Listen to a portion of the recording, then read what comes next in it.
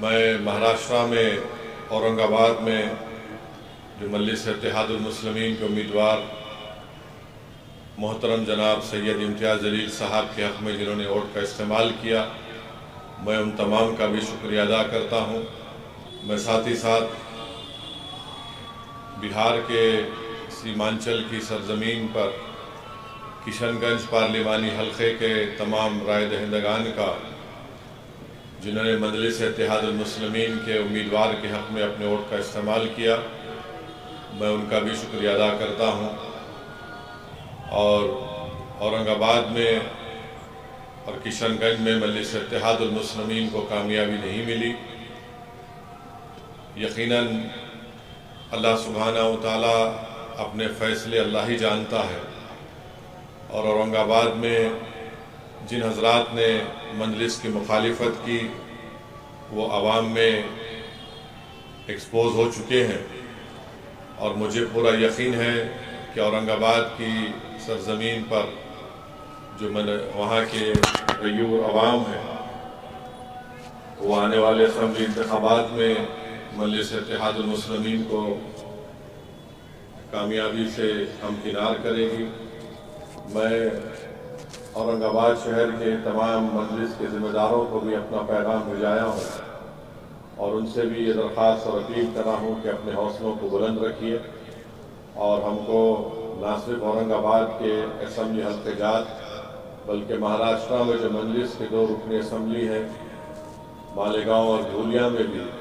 اور اس سے ہٹ کر بھی جو مختلف اسمبلی حلقے جات میں انشاءاللہ ہمارے امیدوار مجلس کے کھڑا کیے جائیں گے، ہم کو ابھی سے اپنے کام میں تیزی پیدا کرنے کی ضرورت ہے، اور انشاءاللہ حیدرآباد سے بھی مرکز سے بھی یہاں سے ٹیمیں بنائی جائیں گی جو مہاراشٹرا میں جا کر مجلس کے امیدواروں کے انتخابی مہم میں حصہ لیں گے، اور اکتوبر میں شاید الیکشن ہوگا، تو اس لیے ہمارے پاس وقت بہت کم ہے۔ مجھے یقین ہے کہ مہاراشٹرا میں بھی مجلس اتحاد المسلمین اب کی بار ایک نئی تاریخ وہاں پر رقم کرے گی۔ میرے عزیز دوستوں اور بزرگوں، بڑی سخت انتخابی مہم میں ہم کو تمام کو محنت کرنا پڑا، اور گرمی بڑی شدت کی تھی، اور اس سے زیادہ میڈیا کے لوگ بڑے خوش تھے کہ کالا آزاد کے امیدوار بی جے پی سے آئی ہے، تو ان تمام کو لگ رہا تھا کہ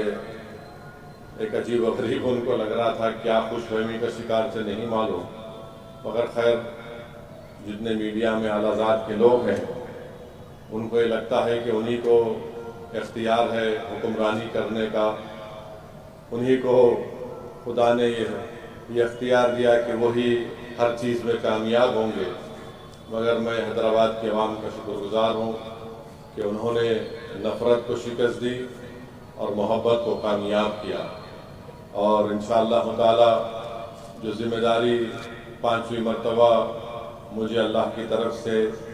حیدرآباد کی عوام نے مجھے دی ہے، میں پوری کوشش کروں گا اس ذمہ داری کو پہلے سے زیادہ محنت کر کے اچھی طریقے سے اس کو نبھا سکوں۔ آپ اور ہم اس بات سے بخوبی واقف ہیں کہ مہاراشٹرا میں ایک بھی مسلم ممبر آف پارلیمنٹ نہیں ہے، کرناٹکا میں نہیں ہے، دلی میں نہیں ہے، راجستھان میں نہیں ہے، مدھیہ پردیش میں نہیں ہے، چھتیس گڑھ میں نہیں ہے، ایسے کئی ریاستیں ہیں، ہریانہ میں نہیں ہے، پنجاب میں نہیں ہے، تو جہاں سے مسلم اقلیت کے لوگ کامیاب نہیں ہو پا رہے ہیں، تو اس بات پر بھی ہم کو اور آپ کو اور اس ملک کے تمام ذمہ داروں کو غور کرنا پڑے گا کہ بھارت کی سب سے بڑی اقلیت ہے، اور اگر بھارت کی سب سے بڑی پنچایت میں ان کی نمائندگی صرف 4% ہوگی، تو کیا یہ شراکت داری کی جمہوریت کی کامیابی ہوگی کیا؟ اور دوسری بات یہ ہے کہ عوام نے ایک فیصلہ دیا، بھارت کی عوام نے، ہم اس فیصلے کو مانتے ہیں، مگر جو 400 پار بول رہے تھے وہ ہچکیاں لے لے کر 240 پہ رک گئے، تو جو بڑی بڑی باتیں کر رہے تھے 400 پار کر دیں گے، فلاں پار کر دیں گے، تو ایک عوام نے ایک سبق سکھایا ہے کہ جو لوگ غرور اہنکار کا شکار ہو جاتے ہیں، بھارت کی عوام اس کو برداشت نہیں کرتی ہے۔ تو خیر ابھی بھی حکومت ان کے پاس ہے، اور اگر کوئی یہ سمجھ رہا ہے کہ ہندوتوا کی کامیابی نہیں ہوئی ہے، میں اس بات کو مانتا نہیں ہوں۔ ہم تمام کو مل کر جدوجہد کرنا پڑے گا۔ اور آج آپ دیکھتے ہیں کہ مدھیہ پردیش میں ایک مقام ہے مانڈلا، جہاں پر 11 لوگوں کے گھر کو بلڈوزر کے ذریعے توڑ دیا گیا، اور اس بنیاد پر توڑ دیا گیا کہ وہ لوگ گوشت کی اسمگلنگ کرتے تھے۔ میں میڈیا کے رپورٹس دیکھ رہا تھا